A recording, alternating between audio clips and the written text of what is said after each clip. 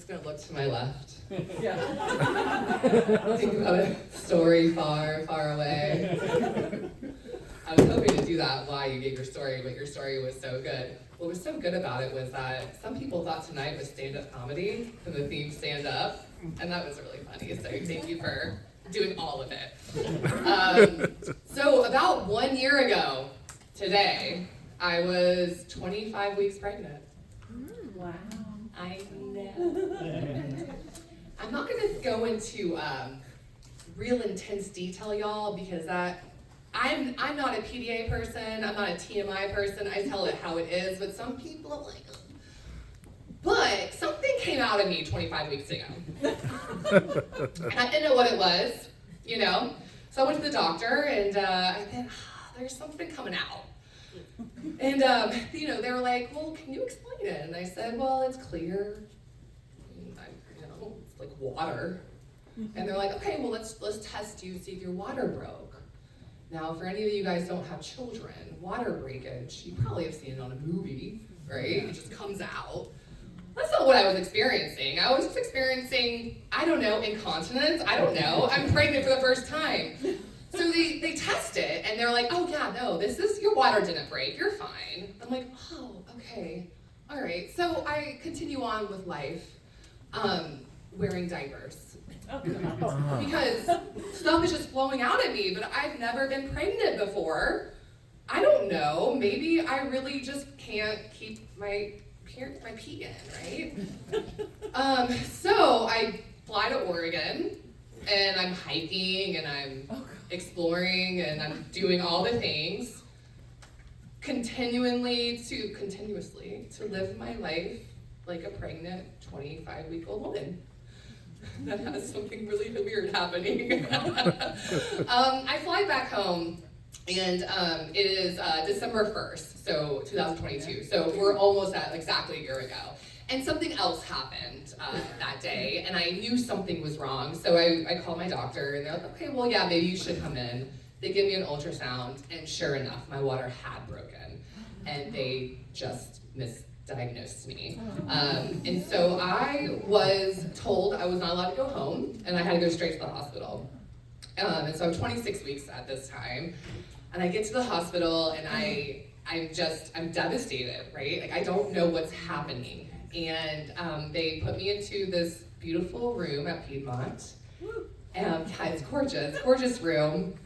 And they tell me that I will not be leaving without having a child. And I'm like, what? I mean, I was just hiking 3 days ago. Like, I'm fine. I looked out my window and I saw my home. I live in Normaltown. Like, I saw my house. I'm like, no, I can just go home. And when it starts coming out, I'll come back. And they were like, no, it doesn't really work like that. So I spend the night there. And we do a lot of testing the next day, and they tell me, be prepared. It will probably happen today or tomorrow, but most likely within 48 hours, but we're hoping for 2 weeks. And I'm like, okay, all right, cool, I can do this. Well, 48 hours turns into 72 hours, which turns into 4 days, which turns into 5 days, and this is really exciting for someone who's in my position, because all I'm trying to do is keep this thing inside, because it's also frank breech, which is the cutest position you could possibly be inside someone's womb. Basically, his legs were all the way up, and his arms were all the way up, and his butt was all the way down, and it was real cute.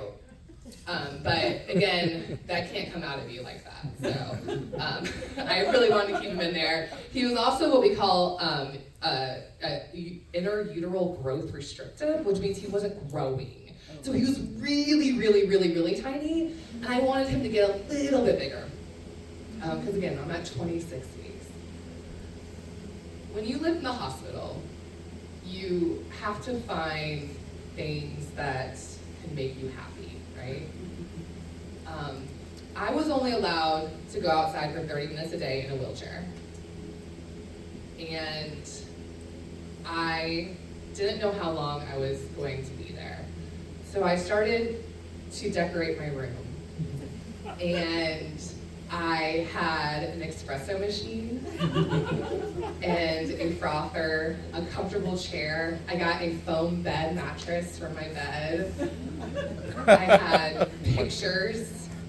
I had candles. I had everything. And as you can probably tell, I started to live here. So then I had a Christmas tree. Because it became Christmas time. New Year's, we decorated for New Year's. This was also during the UGA football season, so I had UGA football stuff. I had everything that made me happy because this became my home. And the people who worked there became my friends. The custodian, she would come in every day and she would just pretend like she was mopping or something just so we could talk. And we talked about everything. She had this lover in Africa that she was gonna go visit. And I was like, we're gonna put you on 90 Day Fiance. I am convinced of it. Let's write, let's do this. This is so exciting. And I found that I was able to find these really beautiful moments during this really, really scary time. Because again, at any moment, they kept telling me I was going to go into labor. I was going to go into labor. And I never knew when that was actually gonna happen. And you're constantly monitored, constantly put on machines, constant doctors coming in. We made a rule that no one was allowed to come in at 4 a.m. And that was a really nice rule. So it was midnight and 6 a.m. So I had that amount of time where nobody had to come in and check on me. And which was, a big, huge blessing to be able to have some kind of control over a very uncontrollable situation. I had around 70 different people come visit me. And it was one of those moments where I realized, wow, I did it. I built a community. And I'm so grateful for that, because I don't know how I would have done it without all those people.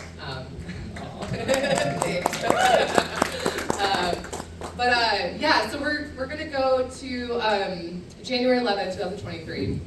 I woke up that day, I am at 32 weeks. Wow. I had scheduled my C-section the day before for 34 weeks, because they were like, you're gonna make it. You're gonna make it at 34 weeks. And I was like, oh, okay. I've already been living there for 6 weeks. So January 11, 2023, I wake up, my husband comes, he's bringing me coffee, and I feel something weird happen. And I call the nurses and I say, I think that something's happening. They put me straight on the monitors. I'm like, oh yeah, you are having some contractions, but they're probably fake contractions.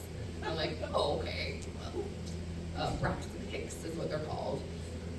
And so, I'm like, okay, that's fine, cool, for Braxton Hicks contractions. So they're going to put an IV in my arm, because if you have liquids inside you, then the contractions go away. So they put a liquid inside me, and the contractions were kind of getting worse, and more.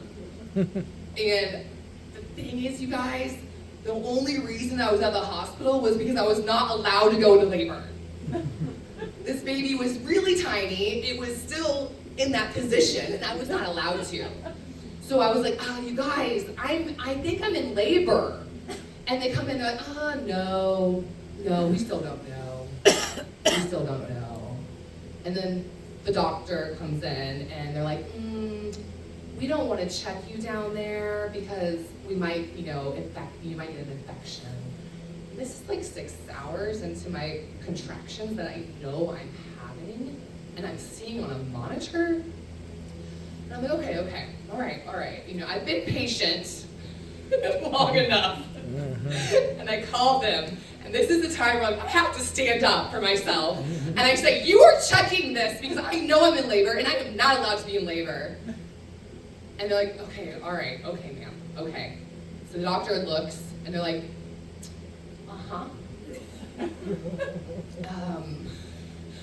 so your son has kicked his foot through your cervix. And we are rushing you into the emergency room right now to have an emergency C-section. Right then. And I was like, yes, I know, but oh my God. And I was in 20 minutes. I was in that room, and they were taking the baby out of me. His foot came out completely black and blue. It was really large for about 4 days. He came out 3 pounds, 5 ounces. Yeah. Really, really cute. Biggest eyes you've ever seen in your life. And he stayed in the NICU for a while, and now he is the most amazing 10-month-old in the world. But what I've learned, what I learned through all this was that you do have to stand up for yourself. And we all need to. And this is just another example of what I'm very proud of myself for standing up for myself. And yeah, and I got